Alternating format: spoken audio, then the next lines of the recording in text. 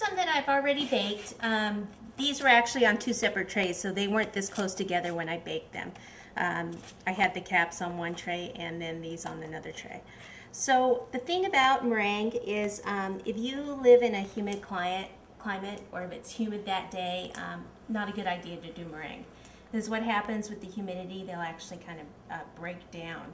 So that's something to watch out for. Another thing when you're decorating your cake with meringues, you want to put the meringues on right before you serve the cake. I always keep my cakes refrigerated, and if I put the meringues on my cake and then refrigerated it, they wouldn't make it. So that's one thing to watch out for, the humidity. Think about that. It's a good thing to make them the day that you're preparing the cake. These were actually made, I actually made these 2 days ago, but they're not quite as crisp as they are the day that you make them. So if there's any tops that have the points on like that, you can either use scissors and just kind of cut some of that off, or you can just use a spatula and kind of get the point off. Sometimes some of them didn't come out quite that much pointed, so you don't have to. But the idea is that we want the mushroom top to sit on that. So we take this is just some coating chocolate that I've melted down. So it's just those little discs that you get at the cake supply store. You can get these a lot of places now. Or you can use real chocolate too. So you just want to put some there on the underneath part.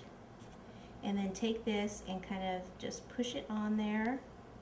And then it's pretty much a balancing act. I usually go around the edge of the tray and kind of lean them up against the edge of the tray and kind of keep an eye on them.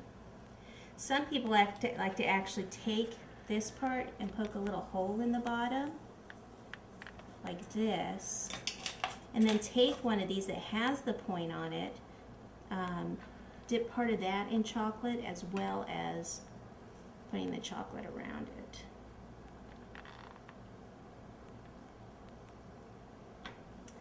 And then find that little hole area and place it in there. Okay, so there's two separate ways of doing it.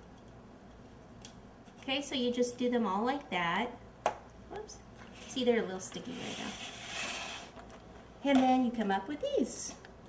Okay, I've already glued together and that have dried. And then another step that you can do or not is just go ahead and make the little gills on the back of the mushroom by just using any kind of a tool.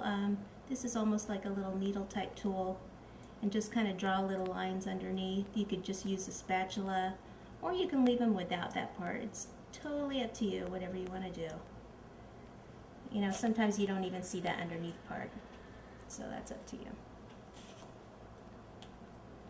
Okay, so then we'll set these aside and we'll get the rest of our cake ready, and then we can use these to decorate the cake.